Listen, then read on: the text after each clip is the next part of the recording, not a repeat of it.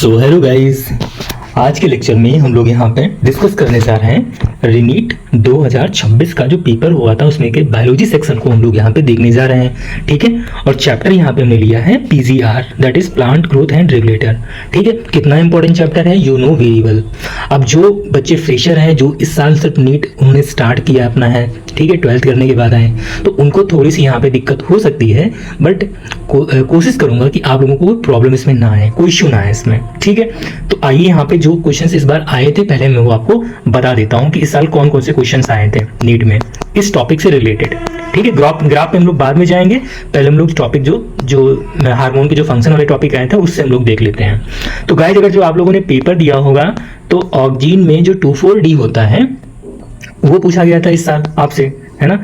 क्या पूछा गया था 2,4-D में, यहाँ पे मैं आपको दिखा देता हूँ।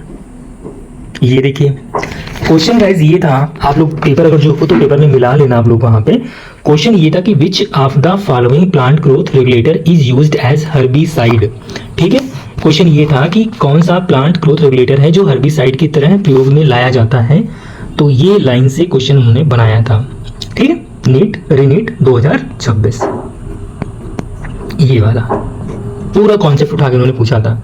और आप यहां से देख सकते हो, oxygen also induce parthenocarpy in tomato. ये काफी इंपॉर्टेंट है। ऑक्सीजन जो होता है वो पार्थेनोकार्पी कॉज करता है किसमें, टोमेटो। अब पार्थेनोकार्पी क्या होती है, सीडलेस, जो सीडलेस फ्रूट होते हैं तो वो पार्थेनोकार्पिक फ्रूट कहते हैं।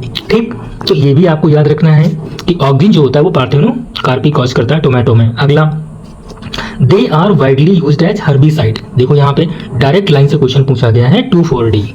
अब ये क्वेश्चन मैं क्यों आपसे डिस्कस कर रहा हूँ, क्योंकि ये क्वेश्चन कम से कम 4 से 5 बार नीट में पूछा गया है। ठीक, चाहे वो री वाले पेपर में पूछा गया हो, ठीक है, लेकिन पूछा गया है ये कम से कम 4 से 5 बार। ठीक, और क्या पूछा गया है इसमें, और भी क्या पूछा गया है मैं आपको और बता देता हूँ। तो ये इस साल तो ये लाइन पूछी गई थी, बस उसका आंसर ये था 2,4-D, सिर्फ इतनी लाइन पूछ के। ये भी पूछा गया है, auxin also induce parthenocarpy in tomato, ये लाइन भी पूछी गई है। Widely used to kill dicot plant, dicot weed and does not effect the mature monocot plant. अब देखो ये सारा कुछ पूछा गया है। Clear, it is used to prepare weed free lawn by gardeners. Auxin also control xylem differentiation and help in cell division. ये सारा कुछ पूछा गया इससे। तो आपको एक एक चीज पता होनी चाहिए। पहली बात तो 2,4-D क्या है, हर्बिसाइड है। 2,4-D क्या है, ये हमारा सिंथेटिक ऑक्सीजन है। कैसा है, synthetic oxygen is a 2 type, natural oxygen and synthetic oxygen. ठीक है, तो सिंथेटिक के केस में NaA, एक नाम और आता है NaA, और दूसरा क्या आता है 2,4-D आता है। तो ये दो जो है हमारे सिंथेटिक ऑक्सीजन हो गए। तो ये क्या करता है, ये डाइकोट प्लांट को किल कर देता है। Widely use to kill dicot weeds, खरपतवार, जो खरपतवार होती गांव में उगती है उस डाइकोट वाली को ये मार देता है। लेकिन मैच्योर मोनोकॉट प्लांट जो होते हैं, मोनोकॉट प्लांट मैच्योर, यहाँ पे लाइन पे याद करना, मैच्योर मोनोकॉट प्लांट को ये इफेक्ट नहीं करता है। फिर ये पूछा गया है इसका, इसलिए इसको हम लोग used to prepare weed free lawn by gardener. अब देखो गाइज, यहाँ पे ये क्वेश्चन आपका ऐसा रीजन का भी बन सकता है कि 2,4-D इज वाइडली यूज्ड, यहाँ पे ऐसा हो सकता है 2,4-D widely used to kill dicot weeds. ठीक, तो ये हमारा हो गया एसरेशन बन गया। रीजन में क्या बना देंगे वो, it is used to prepare weed free lawn by gardener, तो ये रीजन हो गया। क्लियर, तो अब देखो यहाँ से एसरेशन रीजन दोनों बन गए, और यहाँ पे इसका ये एक्सप्लेनेशन भी दे रहा है। तो एसरेशन रीजन वाले क्वेश्चन भी आपके यहाँ से क्लियर हो रहे हैं। ये नीट के लिए भी इतना इंपॉर्टेंट जितना आपके क्लास 12 के लिए, तो क्लास 12 के लिए भी आप इसको पढ़ सकते हो। और गाइज जो क्वेश्चंस आए थे आपके इसमें नीट में, ठीक, तो उसका भी थोड़ा सा हम लोग देख लेते हैं। एक क्वेश्चन यहाँ से आप देखो, यहाँ से भी आया था, ये क्वेश्चन समझ में आ गया, 2,4-D वाला मैंने बता दिया। एक क्वेश्चन और गाइज यहाँ पे देख लो जरा, कौन सा फॉर्मूला, ये वाला फॉर्मूला इन्होंने पूछा था इस बार, ये वाला फॉर्मूला। अगर जो आपने पेपर दिया होगा नीट रीनीट का, तो आपको ये फॉर्मूला पे बेसिक क्वेश्चन पूछा गया था। और क्वेश्चन क्या था, क्वेश्चन इज सेइंग दैट, सारा कुछ यहाँ पे डेटा गाइस दिया हुआ है, everything is given in the formula. ठीक है, डेटा क्या था, length of the stem at time 0 is 20 centimetre. ध्यान देना, ये देखो लेंथ एट द टाइम 0, ठीक, और यही चीज वहां पे दी थी आपके नीट एग्जाम में, जो क्वेश्चन पूछा गया था यही सेम था कि length of the stem at time 0 is 20 centimetre. मतलब उन्होंने L0 की वैल्यू जो दी थी वो दी थी 20 सेंटीमीटर। क्लियर, ये एक चीज हो गई। फिर लिखा था arithmetic growth rate is 30 centimetre per day. यहां पे आ जाओ, ये देखो ग्रोथ रेट या इलोंगेशन पर, क्या लिखा, इलोंगेशन पर यूनिट टाइम। ठीक, अब ये किसका, ये जो फॉर्मूला यूज किया गया किसका होता है, ये गाइस होता है अरिथमेटिक ग्रोथ रेट का फॉर्मूला। यहां पे आप देख सकते हो इस चीज को, ये देखो अरिथमेटिक ग्रोथ रेट। ठीक, अरिथमेटिक फेज। क्लियर, तो ये जो फॉर्मूला बन के आया ये अरिथमेटिक ग्रोथ रेट का फॉर्मूला होता है, और क्वेश्चन में भी सेम ऐसे दिया हुआ था। तो टाइम जीरो पे एल नॉट की वैल्यू कितनी आई हमारी, 20 सेंटीमीटर। ठीक, द अरिथमेटिक ग्रोथ रेट कितनी आई थी, 30 सेंटीमीटर पर डे। ठीक है, what is the length of the stem at the end of the 7th day. तो उन्होंने एल टी की वैल्यू पूछी थी कि एल टी की वैल्यू क्या होगी, ये पूछा था उन्होंने। तो ठीक है भैया, हम एल टी की वैल्यू यहां से निकाल लेते हैं। ठीक है, तो एल टी की वैल्यू कैसे निकालोगे आप, टाइम दिया है आपको, टाइम कितना दिया है, क्वेश्चन में दिया था 7 सेकेंड। ठीक, ये रिनीट में जब आप देखोगे तो ये मिल जाएगा।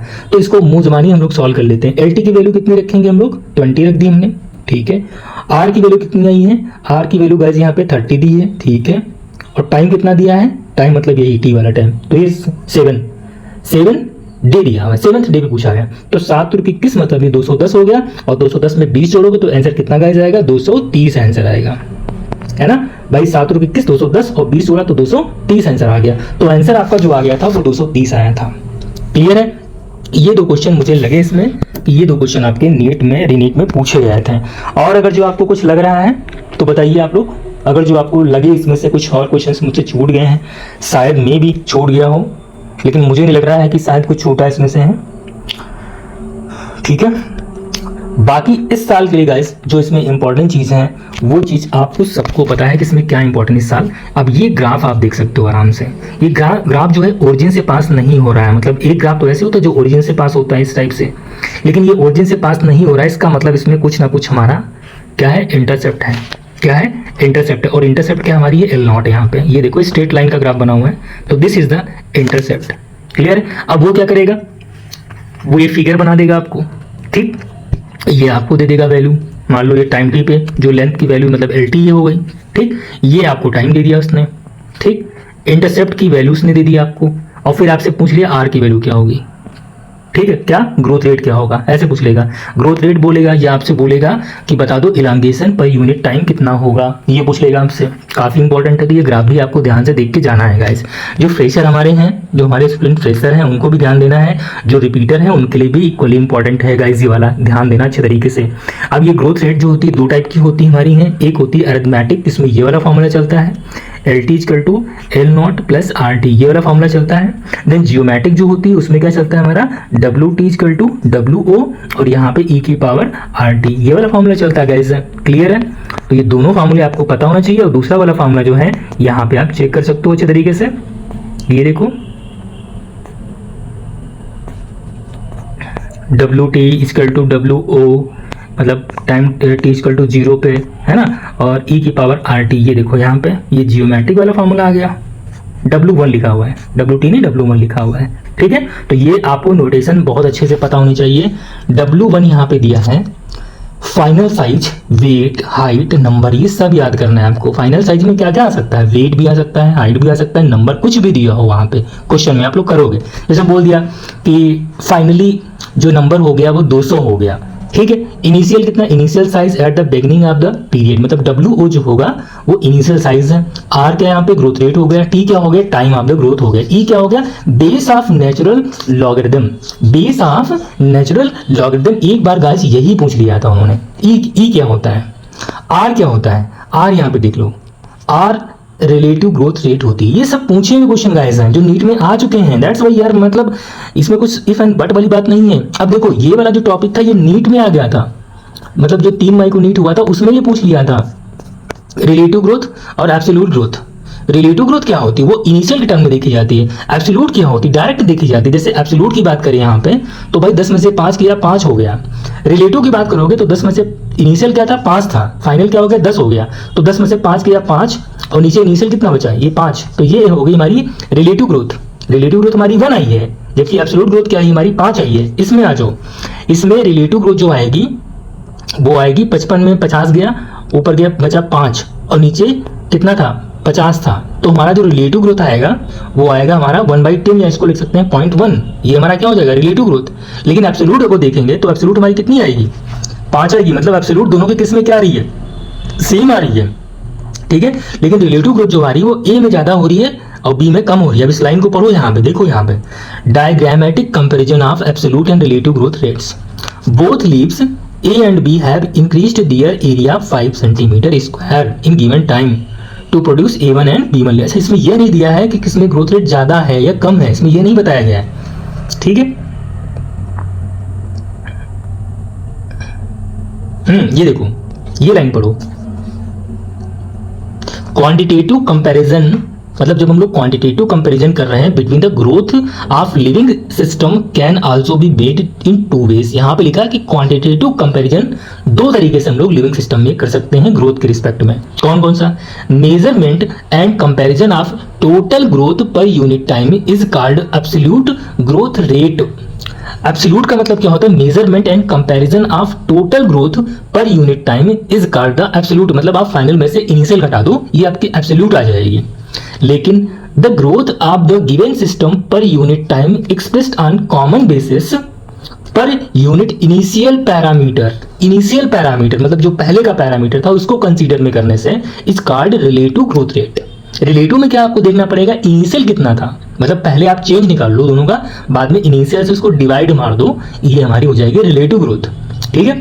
तो यहाँ पे लिखा in figure 13.7 2 leaves A and B are drawn that are of different size but shows absolute increase in area in the given time to gives leaves A1 B1, ठीक है। However, one of them show much higher relative growth rate, which and why?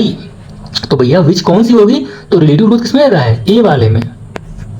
ए वाले में क्या है, relative growth ज्यादा है। भाई उसने क्या पूछा है, रिलेटिव ग्रोथ तो पूछा है, तो ए वाले में रिलेटिव ग्रोथ रेट क्या है, ज्यादा है।